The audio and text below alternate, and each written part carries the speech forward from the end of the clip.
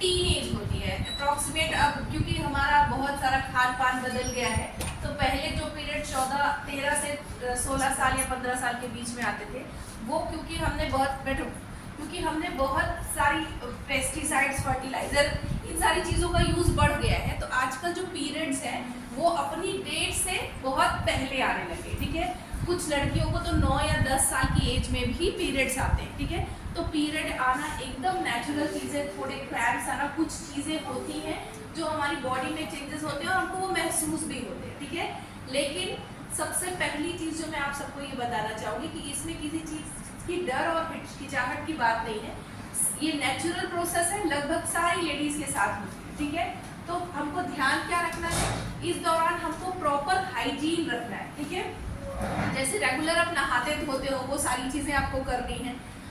हम ये सजेस्ट करते हैं कि आप सैनिटरी पैड्स का यूज़ करें इस दौरान। ठीक है, क्योंकि जो पुराने मेथड्स हुआ करते थे, लोग नॉर्मल जो कपड़े यूज़ करते थे, इन सब चीज़ों के कंपैरिजन में अगर हम सैनिटरी पैड्स यूज़ करेंगे, क्यों प्रमोट किया जा रहा है सैनिटरी पैड्स यूज़ करने के लिए, क्योंकि ये हाइजीन के बेसिस पे काफ़ी अच्छा है। क्योंकि कपड़ा कैसा है, कहाँ से लिया है, वो चीज़ अच्छी नहीं है, प्लस उससे काफ़ी ज़्यादा स्किन प्रॉब्लम और इन्फेक्शंस भी हो सकते हैं। ठीक है, रैशेस भी हो सकते हैं हमारी बॉडी में।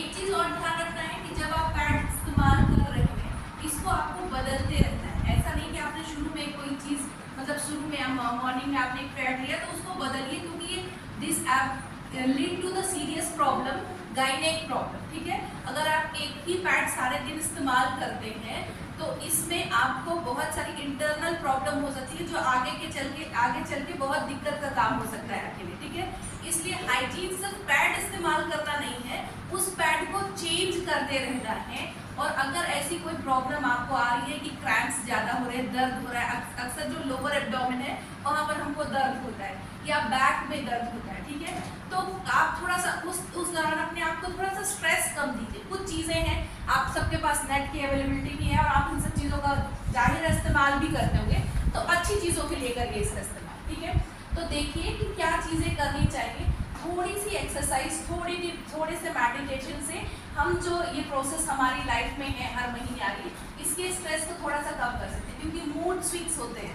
ठीक है, चिड़चिड़ापन आसानी से मतलब उस दिनों देखा जा सकता है, और जब तक ये खत्म नहीं होता तब तक हमको बहुत स्ट्रेस भी रहता है। तो ऐसे कोई स्ट्रेस वाली ज़िंदगी नहीं है, क्योंकि ये पार्ट है लाइफ का। ठीक है, अब ये कोई अलग से तो है नहीं कि हमको महीने के 30 दिन में हमको 33-34 दिन मिल रहे हैं, वही है। ये करना है कि ये हमारे ज़िंदगी का एक पार्ट है, बहुत इजी वे पे इसको लेना है। सबसे इम्पोर्टेंट चीज़ जो मैडम ने भी बताया कि आपको हाइजीन मेंटेन करना है। ठीक है, अगर हाइजीन आप मेंटेन नहीं कर